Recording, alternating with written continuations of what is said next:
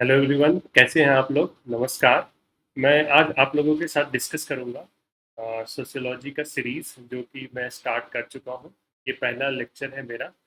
तो आप देख सकते हैं कि इस सोशियोलॉजी सीरीज़ से कौन-कौन लोग बेनिफिट उठा सकते हैं। तो पहला तो जो भी है यूपीएससी एस्पायरेंट वो उनके लिए बहुत ही बेनिफिशियल है। और वो सारे स्टूडेंट जो कॉन्सेप्ट्स को रिवाइज़ करना चाहते हैं और जो भी कैंडिडेट्स नेट और जेआरएफ का प्रिपरेशन कर रहे हैं वो इस सीरीज को थॉरोली फॉलो कर सकते हैं। उनका नेट और जेआरएफ जरूर निकलेगा।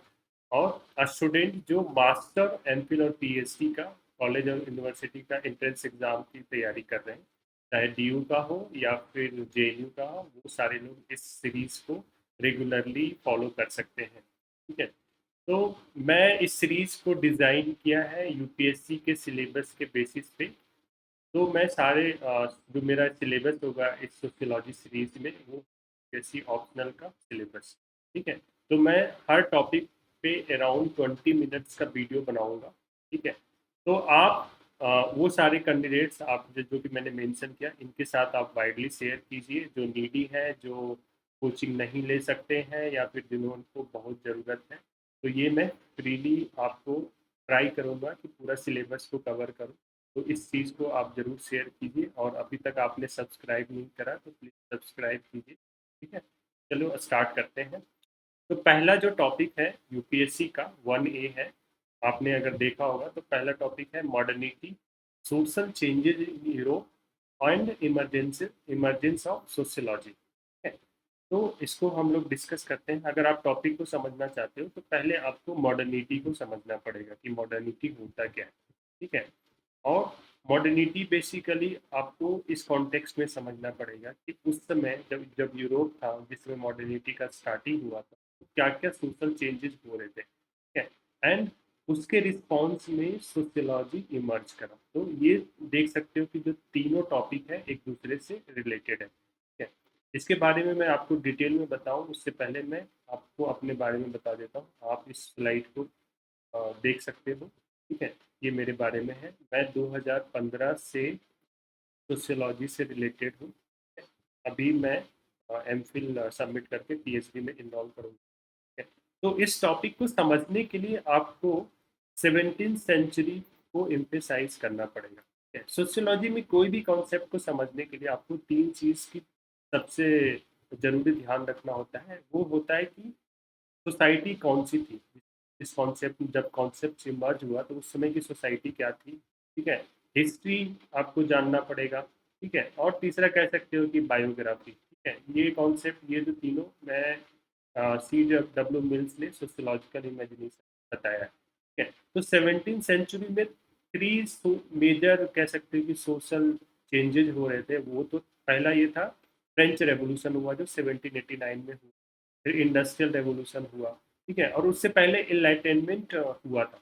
ठीक है। तो ये जो आप कह सकते हो कि रेवोल्यूशन कह सकते हो इसको, इंटेलेक्चुअल रेवोल्यूशन, इंडस्ट्रियल रेवोल्यूशन और फ्रेंच रेवोल्यूशन, इसको पॉलिटिकल रेवोल्यूशन भी बोलते हैं। तो इन तीनों रेवोल्यूशन को आपको समझना पड़ेगा। ठीक है। तो आगे चलते हैं।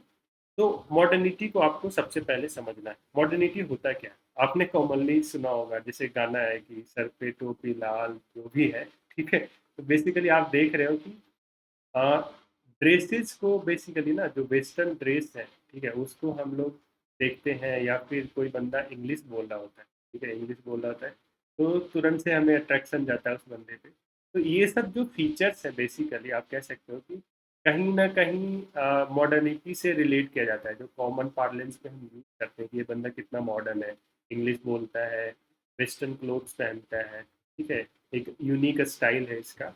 तो कहीं ना कहीं आप कह सकते हो कि हम जो कॉमन सेंस में यूज करते हैं उसको मॉडर्न समझते हैं।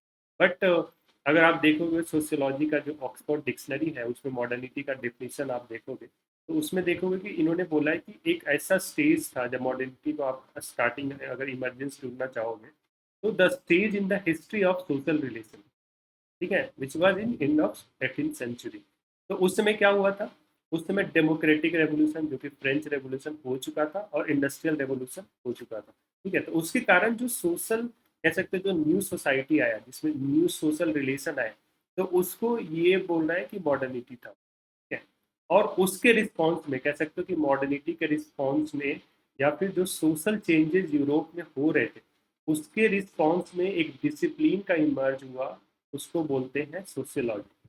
ठीक है, तो इतना आपको समझ में आ गया, आप फेमिलियर हो गए। ठीक है, आगे और मैं इसको एक्सप्लेन करता हूँ। तो किसी भी टर्म में सोशियोलॉजी में आप स्पेशली ध्यान रखो कि किसी भी टर्म्स को समझने के लिए आपको कह सकते हैं कि उसके जस्ट अपोजिट वर्ड को ढूंढना पड़ेगा। जैसे मॉडर्निटी को हम यूज करते हैं जस्ट अपोज करके ट्रेडिशन से। ठीक है, तो जब आप मॉडर्निटी को समझना चाहते हो तो आपको ट्रेडिशन को भी समझना पड़ता है। तो मैंने यहाँ पे 3 थिंकर्स को इंट्रोड्यूस करा है। ठीक है, अभी के लिए आप बस इनके टर्म्स से वाकिफ हो जाओ, फेमिलियर हो जाओ। जैसे आपका हो गया जिमिन साहब और गेजल साहब। ठीक है, तो ये आप कह सकते हो कि करस्पॉन्डिंग टू मॉडर्निटी और ट्रेडिशन ये यूज कर रहे हैं।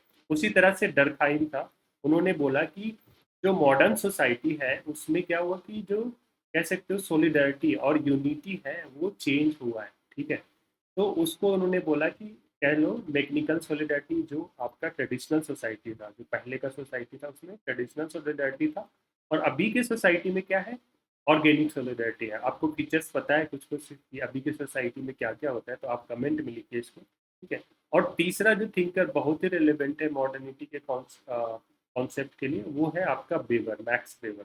ठीक है, मैक्स वेबर बोलता है कि जो मॉडर्न वर्ल्ड है उसमें क्या है कि the dominance of rational calculation है। ठीक है, आपको सिंपल सा एग्जांपल देता हूँ कि जैसे आप यूपीएससी एस्पायरेंट हो।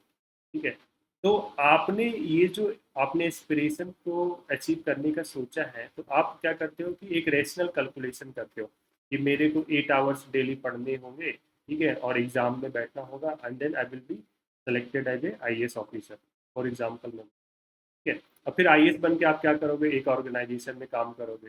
फिर आपके उस ऑर्गेनाइजेशन के तहत आपके पास गोल्स होगा। ठीक है, तो ये जो गोल्स भी होगा ये प्रैक्टिकल होगा, रेशनली कैलकुलेटेड होगा, और आपके पास गोल्स को अचीव करने के लिए जो मीन्स दिए जाएंगे वो भी रैशनली होगा, प्रैक्टिकल होगा कह सकते हो। ठीक है, तो उसी सेंस में बेबर बोल रहा है। बेबर का जो ब्यूरोक्रेसी का अभी के बाद ये समझो कि ब्यूरोक्रेसी को उसने अच्छे से एनालाइज करा है, उसको कह सकते हो कि उसने इस पे थ्योरीज बनाए। ठीक है, तो वो आप बाद में आपको मैं बताऊंगा। ठीक है, फिर नेक्स्ट स्लाइड में चलते हैं। तो यहाँ पे मैं डिस्कस करूंगा कि सोशल चेंजेस जो यूरोप में हो रहे थे, जो कि आपको मैं बता चुका हूँ कि एक था फ्रेंच रेवोल्यूशन, इसको आप पॉलिटिकल रेवोल्यूशन भी बोलते हैं। ठीक है, पॉलिटिकल रेवोल्यूशन आप समझ रहे हो कि बेसिकली इसमें क्या होगा कि बहुत सारे चेंजेस हुए थे। ठीक है, जो पावर का डिस्ट्रीब्यूशन था सोसाइटी में उसमें चेंजेस आए। उसमें क्या हुआ कि जो आप जो पहले जो था क्लर्जी था, जो भी 3 क्लासेस थे, 3 स्टेट्स थे। ठीक है, उससे पावर कह सकते हो कि रीडिस्ट्रीब्यूट किया गया पीपल में। ठीक है, अब पीपल सोवरेन बन गया। डेमोक्रेसी का जो फीचर्स है कह सकते हो कि डेमोक्रेसी का एडवेंट हो रहा था, डेमोक्रेसी का इमरजेंस हो रहा था। तो उस समय क्या हो रहा था कि जो ऑटोक्रेटिक गवर्नमेंट थी उसको चेंज करके डेमोक्रेटिक गवर्नमेंट लाने की बात की गई। आपने अगर प्रियम्बल पढ़ा होगा अपने कॉन्स्टिट्यूशन का, तो उसमें उसमें हमने 3 वर्ड यहाँ से उठाए, फ्रेंच रेवोल्यूशन। वो आप कमेंट बॉक्स में लिखो। ठीक है, फिर क्या हुआ कि उसी समय आप कह सकते हो कि 17 18 सेंचुरी में क्या हो रहा था कि इंडस्ट्रियल रेवोल्यूशन हुआ। इंडस्ट्रियल रेवोल्यूशन में बेसिकली क्या हुआ कि पहले क्या था कि एग्रेरियन बेसिकली इकोनॉमी जो प्रीडोमिनेंट था, उसमें क्या था कि जो फैमिली बेस्ड कह सकते हो प्रोडक्शन होते थे। फैमिली ही यूनिट ऑफ प्रोडक्शन था, फैमिली ही यूनिट ऑफ कंजम्पशन था। वो चेंज होकर के क्या हुआ कि फैक्ट्री आ गया। अब क्या हुआ कि फैक्ट्री अब यूनिट ऑफ प्रोडक्शन हो गया, बट कंजम्पशन अभी भी फैमिली आपका। तो प्रोडक्शन सिस्टम चेंज हुआ, फैक्ट्री में हुआ, मास स्केल पे प्रोड्यूस करना शुरू हो गया। तो क्या हुआ कि जैसे मान लो कि ये एक एरिया है।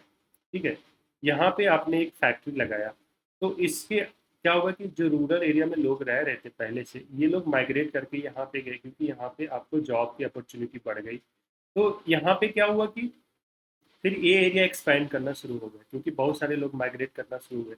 और उसी तरह से अर्बनाइजेशन का प्रोसेस कह लो क्या स्टार्ट हो गया, इंडस्ट्रियलाइजेशन स्टार्ट हुआ, और ये एरिया बढ़ते गया, तो इसको अर्बनाइजेशन होने लगा। ठीक है, उसी समय आप देखते हो कि जब ब्रिटेन इंडस्ट्रियलाइज हो रहा था, ठीक है, तो ब्रिटेन एक कॉलोनियल पावर भी था। तो ब्रिटेन क्या कर रहा था कि आपको पता होगा कि अमेरिका भी एक कॉलोनी था जो कि ब्रिटेन का था। फिर एशिया और अफ्रीका में स्लेव ट्रेड्स हो रहे थे, एशिया में भी कॉलोनी को स्प्रेड किया जा रहा था। आपने सुना होगा वाइट मैन सुपीरियोरिटी। और फिर ये जो लोग बोलते थे वाइट मैन कि हमने सिविलाइजेशन मिशन पे निकले हैं, ठीक है। हम सिविलाइज करेंगे, जो हम लोग को ये समझते हैं वी आर अनसिविलाइज, हम लोग में कोई साइंस नहीं होता, वी आर रिलीजियस पीपल। तो बेसिकली वो उस समय चेंजेस चल रहे थे, ठीक है। जो कैपिटलिज्म था, आप कह सकते हो कि क्या हुआ कि अर्बनाइजेशन हो रहा था, ठीक है। तो स्लम लाइक सिचुएशन, वहाँ पे स्लम लाइक एरिया जनरेट हुआ। उसमें क्या था कि एक एक रूम पे 12-12 लोग रह रहे हैं, सिर्फ सोने का जगह है, खाने के लिए टाइम नहीं होता था उनको, 12 से 15 घंटा काम किया कराया जाता था। सोसाइटी में क्राइम का राइज बहुत हो जाता। तो इन अ सर्टेन सेंस आप कह सकते हो कि एक केओटिक सोसाइटी का इमरजेंस उसमें हुआ। उसमें जो सोसाइटी था उसमें बहुत ज़्यादा क्राइम था, केओस था, ठीक है। तो उसके रिस्पॉन्स में राइज ऑफ सोशलिज्म भी हुआ, जो कि मैं आपको बाद में कुछ लेक्चर के बाद में समझाऊंगा, जब मैं मार्क्स को आपको पढ़ा रहा हूँ, कार्ल मार्क्स, ठीक है। तो उन्होंने अच्छे से इसको थ्योराइज किया कि सोशलिज्म का राइज कैसे हुआ, किस कॉन्टेक्स्ट में हुआ, ठीक है। फिर क्या हुआ कि साइंस का राइज हुआ। साइंस कह सकते हो कि फैसिलिटेट किया इंडस्ट्री को डेवलप करने में, जो इंजन का डेवलपमेंट हुआ, या फिर कह सकते हो प्रिंट का डेवलपमेंट हुआ, और एनी इवन टेक्सटाइल में बिना इंजन का डेवलपमेंट का टेक्सटाइल इंडस्ट्री आप सेटअप नहीं कर सकते थे। तो ये सारी चीज़ में साइंस रिस्पॉन्सिबल था, और साइंस कहीं ना कहीं एक वर्ल्ड व्यू प्रोवाइड करता है, जो कि कह सकते हो कि रेशनल बेसिस पे होता है। तो वो रिलीजियस अथॉरिटी जो थे, जो पहले कैथोलिक लोग थे, उनको अटैक कर रहा था, उनके जो कह सकते हो कि अथॉरिटी था उनको चैलेंज कर रहा था, ठीक है। तो ये सारे आपके मेजर चेंजेस हो रहे थे। आप देख सकते हो कि जब फैमिली का माइग्रेशन हो रहा था रूरल एरिया से अर्बन एरिया, तो न्यूक्लियराइजेशन ऑफ फैमिली भी हो रहा था उससे। तो ये भी एक इम्पॉर्टेंट कॉन्सेप्ट है, ठीक है। आपने ये भी सुना होगा कि कैथोलिक चर्च था, उसमें क्या हुआ कि प्रोटेस्टेंट आ गए, जो कि प्रोटेस्टेंट लोग, जो आपने सुना होगा, ये मार्टिन लूथर जो किंग था, उसने क्या करा कि बेसिकली उसने बोला कि प्रीस्ट का कोई ज़रूरत नहीं है, ठीक है। आप अगर भगवान से बात करना चाहते हो, या फिर भगवान से कोई भी प्रे करना चाहते हो, तो individual directly can pray with the god, ठीक है। There is no need to priest. तो जो ट्रेडिशनल कह सकते हो कि कॉन्सेप्शन था, उसको ये लोग चैलेंज कर रहे थे। जो भी रेवोल्यूशन और प्रोटेस्ट हो रहे थे, उसमें ये सारे सोशल रिलेशन चेंज हो रहे थे, ठीक है। तो जो तीसरा चीज़ होता है, जो यूपीएससी में आप देखो टाइम टू टाइम आते रहता है, कि कैसे इंटेलेक्चुअल फोर्सेस या इंटेलेक्चुअल्स जो थे वो रिस्पॉन्सिबल थे सोशियोलॉजी की इमरजेंस में। ये सवाल आप देखना कि एक ईयर छोड़ के एक ईयर आ ही जाता है, ठीक है। तो इसको आपको समझना पड़ेगा कि जो इंटेलेक्चुअल फोर्सेस थे, या फिर जो इंटेलेक्चुअल्स थे, वो कहीं ना कहीं किसी सोसाइटी से आते हैं, ठीक है। तो वो सोशल फोर्सेस से भी रिलेटेड थे, आप इनको आइसोलेशन में नहीं देख सकते। तो बेसिकली जो इनलाइटेनमेंट था, वो फ्रेंच फिलोसफर कहीं बहुत ज़्यादा रिस्पॉन्सिबल थे इसके लिए। मोन्टेस्क थे, रूसो थे। इनके अगर आपको आइडिया पता है तो कमेंट में लिखिए, ठीक है। आप ये जो एक सोशियोलॉजिस्ट है, इन्होंने ये भी बोला है कि जो अर्ली सोशियोलॉजी था, वो डेवलप किया as a reaction to the enlightenment. तो आगे चलते हैं। जो इनलाइटेनमेंट था उसमें टू इंटेलेक्चुअल करेंट्स थे, ठीक है। वो टू इंटेलेक्चुअल करेंट्स क्या थे? पहला था आपका जो 17th सेंचुरी फिलोसफी, जो कि बेसिकली डोमिनेटेड बाई था डेकार्ट। डेकार्ट ने, आपने अगर आपको पता है कि माइंड और बॉडी का जो उसने डुअलिज्म के बारे में बात करी, उसने बोला कि माइंड और बॉडी अलग अलग होता है। इसको सिनोनिम्स के तौर पे देख सकते हो कि जो आइडिया है और मैटर है, ठीक है, इसको ऐसे भी देख सकते हो आप। तो इसका इन्होंने कॉन्सेप्ट दिया। आपको अगर इनके बारे में, इन दोनों के बारे में पता है कि क्या इनका सेंट्रल आइडिया था, तो कमेंट में लिखिए अभी के लिए, ठीक है। फिर साइंस का दूसरा जो था इंटेलेक्चुअल करेंट था, वो साइंस था। तो आपको अगर बोला जाए कि इंटेलेक्ट जो इनलाइटेनमेंट था उसको आप कैसे अंडरस्टैंड करते हो, तो उसको आप अंडरस्टैंड कर सकते हो दीज टू वर्ड से, ठीक है, एम्पिरिकल रिसर्च और रीजन। एम्पिरिकल रिसर्च कहाँ से आ रहा है? आपका साइंस से आ रहा है, क्योंकि साइंस का जो आप कह सकते हो जो प्रीमाइस है, वो ये है कि ये लोग क्या करते हैं कि एक्सपेरिमेंट करते हैं, और एक्सपेरिमेंट करके कह सकते हो कि डेटा कलेक्ट करते हैं, ठीक है। रिसर्च मेथड यूज करके डेटा कलेक्ट करते हैं, एविडेंस कलेक्ट करते हैं, ठीक है। और एविडेंस के बेसिस पे ये एक रीजनिंग पे पहुंचते हैं, और उस रीजनिंग को वो जनरलाइज करते हैं, और कह सकते हो कि ग्रांड अंडरस्टैंडिंग बनाते हैं, लॉ बनाते हैं, ठीक है। तो जो इनलाइटेनमेंट पीरियड था, वो कह सकते हो कि ये दो वर्ड से आप इनलाइटेनमेंट पीरियड को समझ सकते हो, ठीक है। एक जो न्यूटोनियन फिजिक्स था, आपने न्यूटन्स लॉ पढ़ा होगा अगर आपने साइंस अच्छे से पढ़ा है तो उसमें क्या है कि आपने फर्स्ट लॉ सुना होगा कि कोई भी ऑब्जेक्ट है, ठीक है, उस पे जब तक आप एक्सटर्नल फोर्स ना लगाओ ये स्थिर रहता है, ये यहीं पे रहेगा। तो इससे जो सोशल साइंटिस्ट हैं उन्होंने इंटरप्रेट करा कि किसी भी चीज़ को समझने के लिए आपको हिस्ट्री का जानना बहुत जरूरी है। फिर आप न्यूटन्स लॉ पढ़े, तो लॉ का मतलब क्या होता है? लॉ का मतलब होता है कोई भी ऐसा चीज़ जो यूनिवर्सल हो, रेकरिंग पैटर्न आप ढूंढ रहे हो, ठीक है, कि कोई भी चीज़ ऐसे क्यों बिहेव करता है, उसके अंदर आप एक पैटर्न ढूंढते हो, और उस पैटर्न जो कि कोई भी स्पेस और टाइम में सेम होता है, ठीक है, तो उसी को आप लॉ बोलते हो। जो न्यूटन्स लॉ था उसका बहुत बड़ा इम्पैक्ट था सोशल साइंस के डेवलपमेंट पे। तो सोशियोलॉजी के भी डेवलपमेंट में न्यूटन्स लॉ का बहुत बड़ा रोल है, ठीक है। आगे आप पढ़ोगे पॉजिटिविज्म, तो पॉजिटिविज्म जो है वो नेचुरल साइंस मेथड को यूज करके बोला कि हम सोशल वर्ल्ड को या सोशल रियलिटी को समझ सकते हैं, ठीक है। तो जो इनलाइटेनमेंट पीरियड था, आपको पता होगा कि जैसे इंडियन हिस्ट्री में भी ऐसा हुआ है कि जो इनलाइटेनमेंट पीरियड होता है उसके अगेंस्ट लोग खड़ा होते हैं। कंजर्वेटिव रिएक्शन इनलाइटेनमेंट पीरियड के अगेंस्ट आया, ठीक है। इसको स्ट्रॉन्ग एंटी मॉडर्निस्ट सेंस में, जैसे डी मिस्त्री था, वो लोग बोल रहे थे कि वो लोग जो ट्रेडिशनल बिलीफ था उस पे इम्फेसाइज कर रहे थे। आपको मैंने बताया कि जो कैथोलिक का जो अथॉरिटी था सोसाइटी में वो रिड्यूस हो रहा था, तो इन्होंने फिर से लेके बोल रहे थे कि नहीं, हम अपने अथॉरिटी को जाने नहीं देंगे, कोई भी अपने पावर को जाने नहीं देना चाहता है। तो ये लोग भी काउंटर रेवोल्यूशन स्टार्ट करना शुरू किए अगेंस्ट द एनलाइटेनमेंट, कह सकते हो, ठीक है। इन लोगों का बिलीफ था कि हमने मिडिवल एज में, ठीक है, कह सकते हो कि मिडिल एज में पीस और हारमोनी था, तो वहीं पे हम फिर से पहुंचना चाहते हैं, ठीक है। उसमें एंटरटेनमेंट की कोई रिक्वायरमेंट नहीं है, क्योंकि ये लोग बोलते थे कि जो सोसाइटी है या फिर जो सोशल रियलिटी है वो गॉड के द्वारा क्रिएटेड है, ठीक है। तो आपको जिस चीज़ को गॉड ने बनाया उसके साथ आपको खिलवाड़ नहीं करना चाहिए, ठीक है। तो ये बोलते थे कि जो माइंड है, ठीक है, वो बेसिकली बहुत ही लिमिटेड है, आप कैसे समझ सकते हो सोशल रियलिटी को। और कहीं ना कहीं कह सकते हो कि जो इनलाइटेनमेंट पीरियड था, ठीक है, इनलाइटेनमेंट पीरियड में क्या था कि इन्होंने बोला कि जो वुमेन है, ठीक है, इसको आपको ये, इनके पास कैपेबिलिटी है कि ये सोशल वर्ल्ड को अंडरस्टैंड कर सकते हैं, इनके पास रीजनिंग पावर है, ठीक है, ये सोसाइटी को भी अंडरस्टैंड कर सकते हैं। पहले माना जाता था कि नहीं, आप मैटर को ही अंडरस्टैंड कर सकते हो क्योंकि मैटर के पास स्पिरिट नहीं होता है, कॉन्शियसनेस नहीं होता है। इन्होंने बोला कि नहीं, मैं हम लोग ह्यूमन रिलेशन या फिर कह सकते हो ह्यूमन बिहेवियर को भी हम समझ सकते हैं थ्रू रीजनिंग, ठीक है। तो इसलिए जो यहाँ से आप कह सकते हो कि ह्यूमैनिज्म का इमरजेंस भी हुआ, ठीक है।